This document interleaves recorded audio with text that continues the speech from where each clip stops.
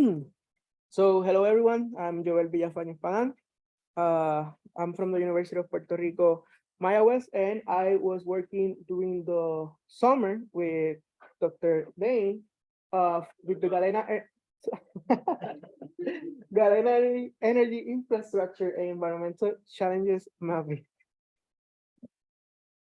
So the project mainly focused on developing the best GIS available data for the community and for researchers. So I mainly focused during the summer to get all this data and use it in a GIS software where I could develop different maps and acquire this data to develop a future tool that we'll be discussing more in the presentation. So the research project goals was mainly developing this accurate available GIS data, and I mainly focus on the energy infrastructure part and the environmental challenges because all the environmental challenges here in Alaska will have really important and significant impacts on infrastructure and specifically the energy infrastructure. So this was the study site. This is a map that I created in the beginning using the ESRI satellite images and the data that we acquired during the summer based on the community and based on the field data that was acquired with a team.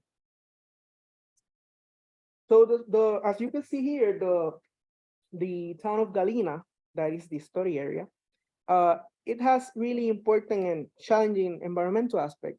In this case, it's the ice jams that occur. But before getting to that, I just wanted to introduce you that Galena is an isolated town. It's isolated from big cities, roads, and it's even isolated from power energy grid. So it's a really challenging situation living in the community. So this is the old town. It was specifically back in time. It was a base during World War II, if I am not mistaken. And this is the old town that was established during that time.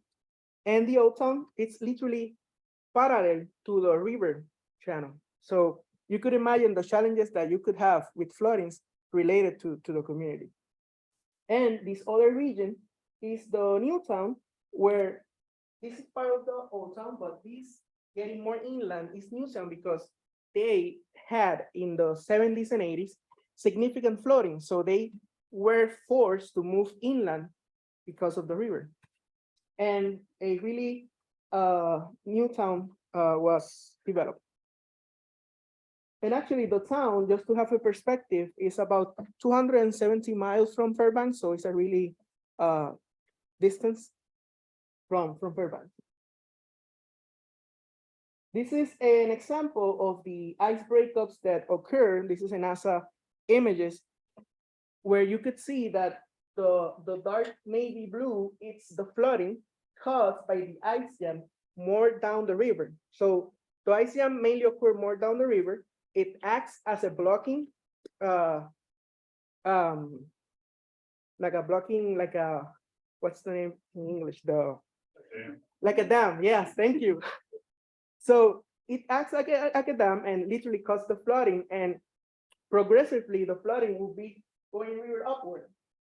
So you could see Galena with this high impact flooding. And this is, oh my God.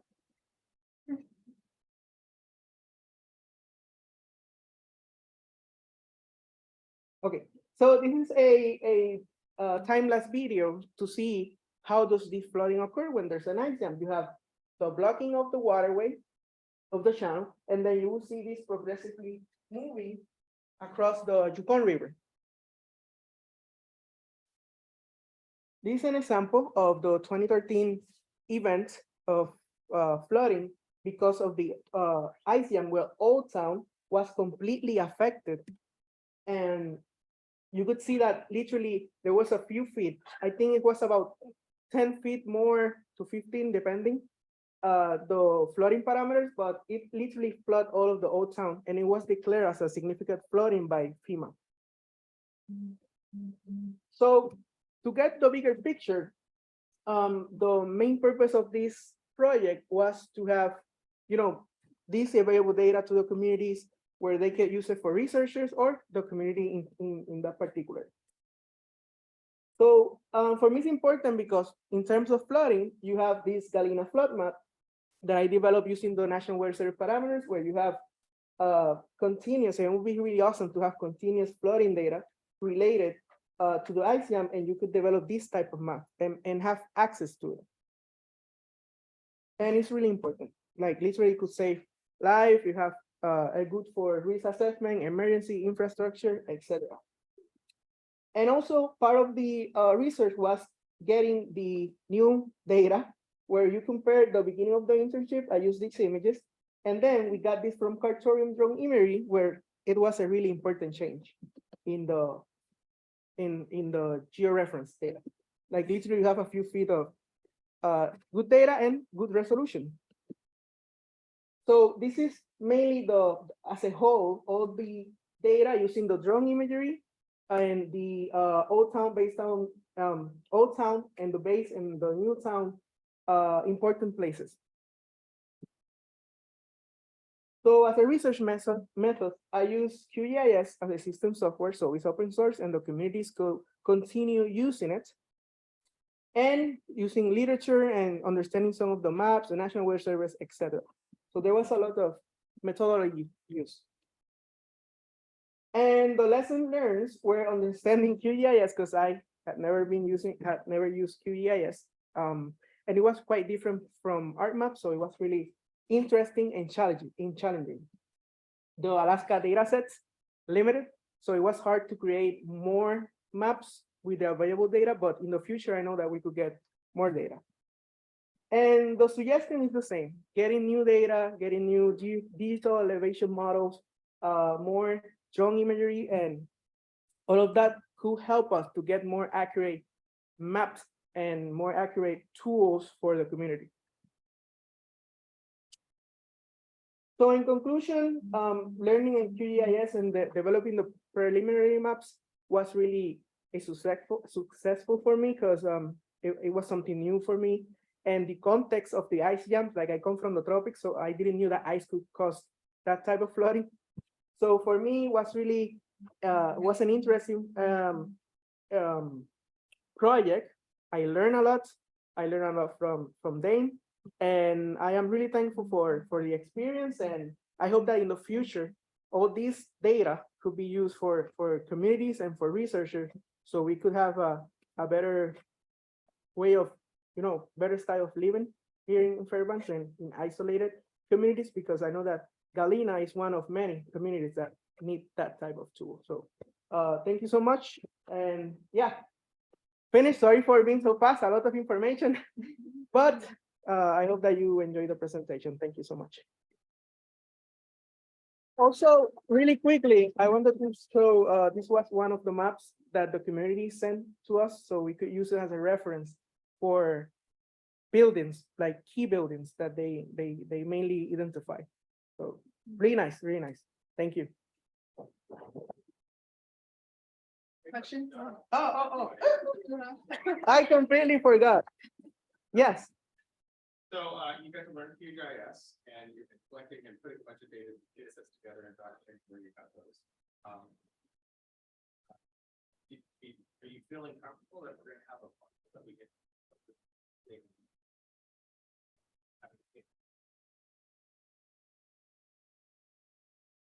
Like, you mean like, can you repeat the question again? Just. I'm just wondering, how comfortable are you with, we made a data product that we're going to be able to hand to the community that doesn't cause them to have to buy expensive enterprise GIS software? I feel. Can you repeat the question for the online audience? So the question was that if I feel comfortable with the data that we will provide to the communities, because of, for example, GIS tends to be more expensive, or ArcMap, for example. So yes, I do feel comfortable. I think that it would be a great step to have more open source public access data, because in a certain way, it would be great for the community to, to mitigate different aspects of their energy infrastructure using the data that we have. And probably by workshops or, getting them ready to use it will also be a good alternative. I guess assuming that the data remain access, what kind of data would you like to see?